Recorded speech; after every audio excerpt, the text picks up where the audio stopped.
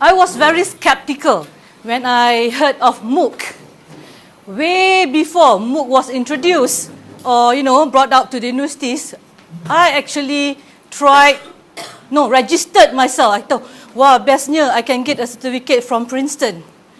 So I browsed and I thought, apa kursus saya nak buat? Statistics, something that I like but I didn't have time. So I followed that for a few weeks, and because it wasn't self-paced, bukan ikut masa dia ada standard time, I couldn't finish. Yeah, and my other half has always been on MOOC. At present, he's studying Germany. So we just had a kitten. So one day dia kata, da katsa. Saya ingat apa da katsa apa tu bang? The cat. So it's like, for me MOOC tu is like, if you have the initiative, your own, then you can study anything. Alright? So because of that, I told Dian, I wanted to go for that 3-phase training. So susah nak cari orang, lecturer siapa nak pergi tak ada. So I volunteered. Okay? With zero knowledge. Okay? And satu yang saya macam sangat skeptical tu is because saya tak suka the element of taking away the face-to-face. So, I ingat if I am there, I boleh cakap dengan Richard Buckland yang I tak berapa percaya pada MOOC ni sebab saya sayang that element face to face dengan student tu. Dekat mana saya akan kata, awak dah makan? Dekat mana saya akan dapat that eye to eye contact on MOOC? And I'm still a little bit skeptical also because bila I buat, even though tak habis lagi kursus tu, even though boleh engage student tu through activity, tapi that maybe certain student sakit ke for me to go and pet, tak ada. Hilang dekat situ. Alright, maybe you tak setuju or setuju, but that is my own personal view of MOOC. And as I was doing the course, there are many positive things as well. Like I see the benefits, and one of it is, it's so true. Like let's say you have no money. Okay, let's say kursus trust. Okay, instead of going to university and you need time, you can actually just pilih kursus trust yang di-offer other universities. And if it's credited, then it's like you save so much time.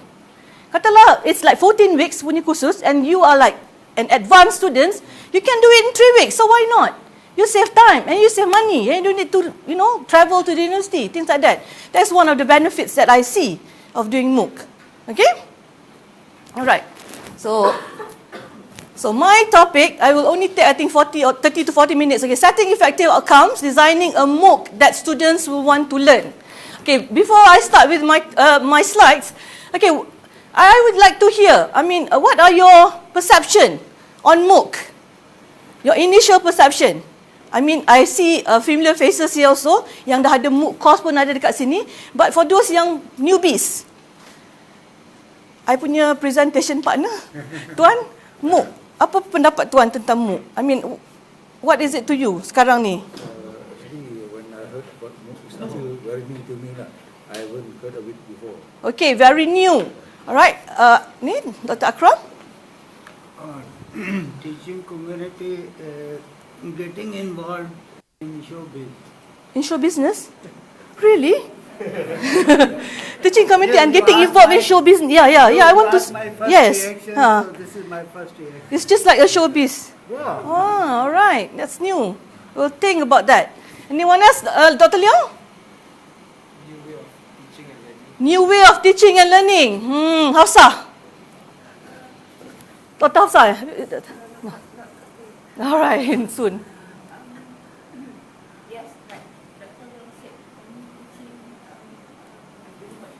New way of teaching. Okay, do you think it's easier than the normal traditional teaching or it's much more challenging? Tuan? I think it's much more challenging. Much more challenging.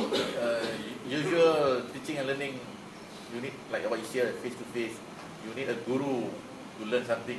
Without guidance from guru, then you will be ending nowhere. So, yang tak ada untuk baikkan diri tu will be left behind. Huh? What do you think? So students yang tak ada macam boleh pergi sendiri tu akan tertinggal di belakang. Do you agree to that?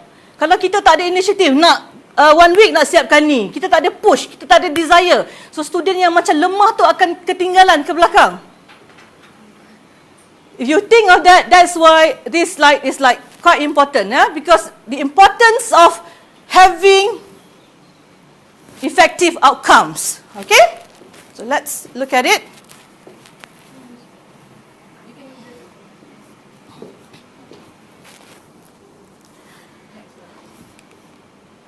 Okay, this is the video mentioned by Dr. Dian. It's like 35 minutes, right?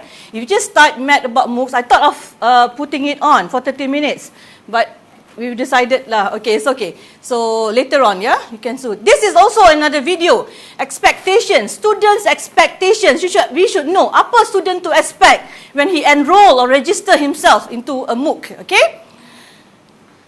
Okay. Let's say we are going to teach MOOC. Let's say these are the questions I ask myself before I start my own MOOC. Sebelum saya mulakan saya punya MOOC, saya tanya diri saya, okay? What are the desired outcome of my MOOC? Better? First and foremost, we have to ask ourselves, okay? What is it actually that is driving you to bina MOOC awak tu? You mesti be clear. Okay, kenapa saya nak bina satu kursus yang bertajuk Speaking in Front of an Audience? Sebab saya sendiri telah melalui kursus itu, melalui Toastmasters. So, saya rasa sangat berkesan.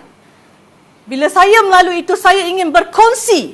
It's so easy. To be a speaker is actually easy. You need to know some tips, right? And a lot of practice. So, I want to share. Itulah yang membuatkan saya want to come up with my own MOOC. Alright? Secondly, my MOOC, and kita mesti tahu, kita punya MOOC tu mesti ada fit for purpose. Your element, okay? Clear, concise, objective, desired outcomes or goals. Okay, what do I want from speak in front of an audience? Okay, saya ada kursus, nama kursus saya Speak in Front of an Audience. Okay, what do I actually want? I want people to know that speaking is not so bad. It's not so tormenting, it's not so scary, it's easy. Or you need a certain things like, you know, macam I told my students, when you present, kalau you takut, you can do the figure of 8. So, kita figure of 8 apa, man? Macam ni, mata you mesti pukul 8 macam ni. Engage. You boleh buat tanpa tengok mata orang pun, tapi it builds your confidence. You know, macam you confident, you tengok everybody. But actually, you are just doing that figure of 8 thingy. Neuro-linguistic, yes, Tuan. Okay? I want many people to subscribe. Kalau saya dah buat kursus tu, saya naklah 30. So, demotivating tu, 5 orang.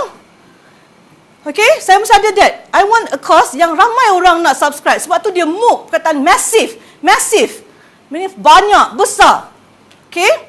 Next one is, I want active and effective learning experiences to take place. So, I have to think of the activities. Will this activity engage students and will it, you know, ignite effective learning experiences?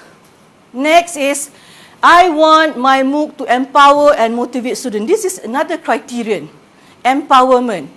Dia bukan macam, okay, minggu depan, okay, baca ini, minggu depan saya akan tanya. Tak ada.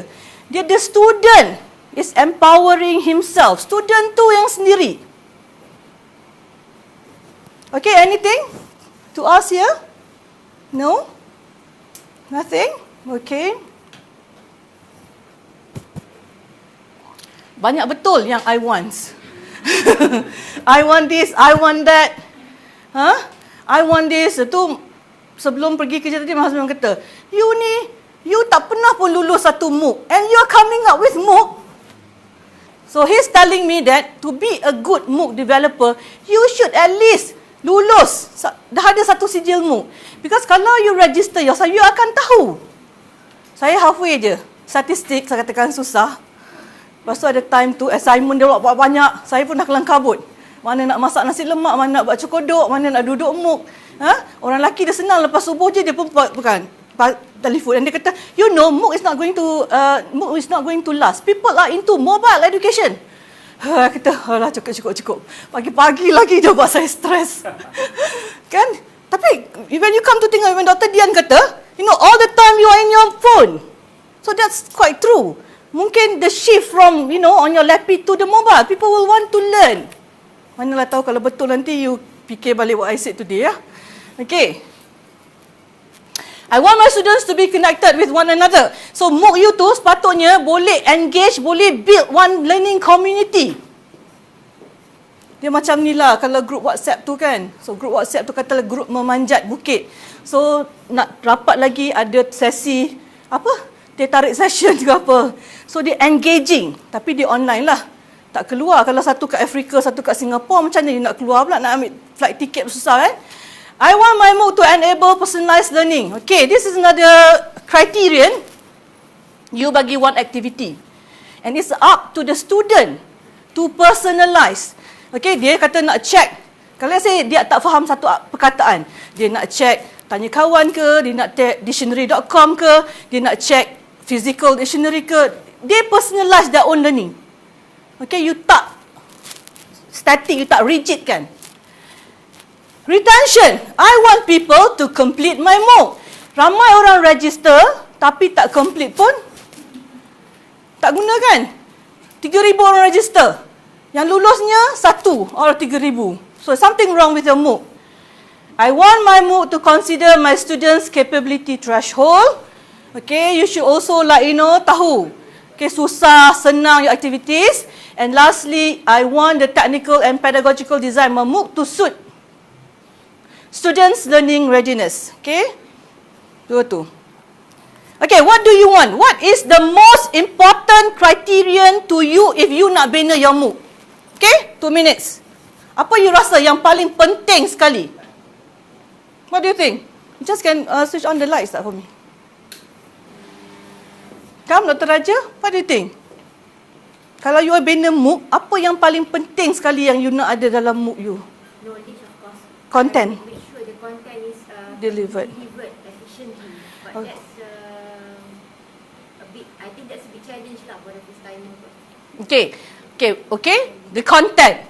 So we want to make sure that what you want to deliver is actually delivered. Yeah. The students get. Okay, let's say I want to produce speakers, public speakers.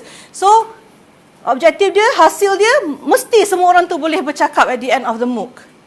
Okay, what are other important elements to you, Tuan? I want to make sure the student will benefit from what I lecture and they can come back and actually apply. And it should apply to the real world. Okay, there's content and then application to the real world. Useful. Alright? Tuan? Accessible system. Huh? System. System meaning technical of the platform? Technical and also How you design you punya kursus tu. It's easy, it's friendly, right? It's like, interesting, motivating. Yeah, and the one from accessibility. Macam mana nak boleh access kursus tu? What do we need? Good internet? Betul? Accessibility in what concept? You boleh access facilitator tu? Mungkin? Okay? Alright. So those are the things that we should think of before we come up with our own MOOC. Right? Okay. Objectives. Okay, MOOC mesti ada objectives. Tapi for this training purposes, ya, kalau according to you punya tu minor yang Dr. Dian tu, mesti ada berapa? 3 kepada 7? Kan Dr. Razia, 3 to 7 objectives. Checklist, ya. But for this purpose, maybe you can only come up with 1 to 3 nanti later on. Okay? Okay, this is the general checklist. Okay, first you should choose a name. Think, what course do I want to come up with? Choose a name, a suitable name. Tak boleh yang panjang. Hari tu Dr. Dian nak buat masakan dalam pantang, which I think is very interesting. Kan? So semua orang sekarang generation ramai yang very productive. So that one people will want, okay? Select a thumbnail image, decide how students will enroll, add a video, add a short summary of your course to the promotional page, add a detailed description to the promotional page, publish your course online. Okay, daripada checklist ini, dekat mana kita nak mention kita punya objectives? Dekat mana kita boleh selitkan kita punya objectives? Sebab in your MOOC tu, you mesti ada listkan you punya objective. So, this is the general checklist, okay? Choose a name to your course. Would the name bayangkan objective you? Maybe not, right? Maybe yes, macam I kan speaking in front of an audience. Of course, the objective is for you to speak in front of the audience, right? Thumbnail image, no. Okay? Third one, no. Add a video or image. Promotional stage. Boleh tak video awak dalam video awak tu kata, this course has several objectives. One of the objectives is, boleh kan? So you have a brief idea. Kat mana you nak sebut objective you? Maybe in the video. And you can also have it in text, a short summary dalam you punya page tu. Okay? Add a detailed description in that as well. Okay? Then publish. So this slide is just to bagi you gambaran. Because objective tu penting, you want to tell your students, and di mana you can put your objectives, okay?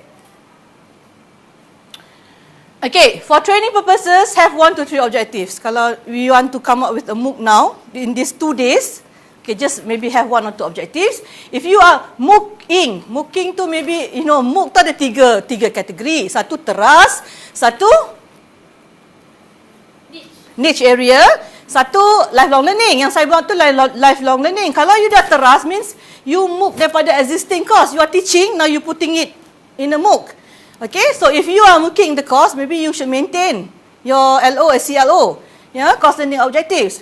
If it's a new course, try to construct your objective as stipulated by MQA. Because in future, kalau lifelong learning, baiklah you buat objektif tu macam mana yang diajar oleh MQA. Sebab nanti kita buat credit transfer, we will need. Okay, macam ni. At the end of the course, students will be able to identify blah blah. Lepas tu dia mesti ada action verb dia, condition and standard. Normally you write the objective like that. Just maintain. Try. Yeah? And you say, when you write your objective, try to be as close as what is stipulated by the MQA. Okay, how to write objectives, how to write CLO. I'm going to end my presentation to make favor. There's one word. Supplication activities, okay? During the 3-phase course tu, Richard Buckland, kalau orang Irish, mention so many times, supplication ni like prayers. Okay, dia selalu kata, MOOC mesti ada supplication activities. So, kalau itu apa benda nak supplication? Apa benda nak berdoa ni supplication? Rupanya supplication tu macam if you are praying, supplicating, you pray for certain things. Macam ni, ya Allah, berilah aku kejayaan dalam interview Profesor Madi aku pada Rabu ini. You see, you pray for definite things. Kalau you supplicate, bila dia kata non-supplication tu, activity you tu mesti tak definite. Means, dia punya hasil tu open. No one right answer to a question. So, activity tu like, dia boleh bagi budak banyak peluang. Dia boleh buat cara A, dia boleh buat cara B, boleh cara C, tapi dia datang pada D, dia punya hasil tu yang sama. So, maybe when you are already involved in this, you will listen, you will hear this, supplication, non-supplication activities. Betul tak, Dr. Razia? Betul. Okay? So, ni mesti you wonder. So that is what it means. Okay. Thank you. Any questions? I feel that and both just like to make a movie to attract audience, to make it that our movie Able to motivate, to attract, to interest, to hold interest, to retain movies, show business like Dr. Akram kata. There's a good movie coming, 3rd June. Nama dia, the movie? Me Behind You. We should have Me before you. Tapi a movie, kita tengok movie, kita enjoy kan? Kita perlu buat apa-apa ke? Tapi a MOOC, ya bila, betul. The content of interestingness to able to hold interest to motivate, it's like a showbiz. That's why you said just now, pakai baju pun mesti lawa. Saya timbulkan isu tu sebab saya nak buat video, saya dah banyak kali saya buat, saya tak puas hati dengan muka saya. So I was asking him, what is wrong with me? Time I put video, I'm not happy. I don't want. You know, you macam you nak best, you nak nampak macam Jessica, but you're not Jessica. So Richard Buckland kata no. Jangan ada perasaan itu. Think of apa benefit video tu yang akan bagi pada student. Tak kisahlah tak cantik ke apa ke, content tu. Okay? With that, I thank you. Assalamualaikum warahmatullahi wabarakatuh.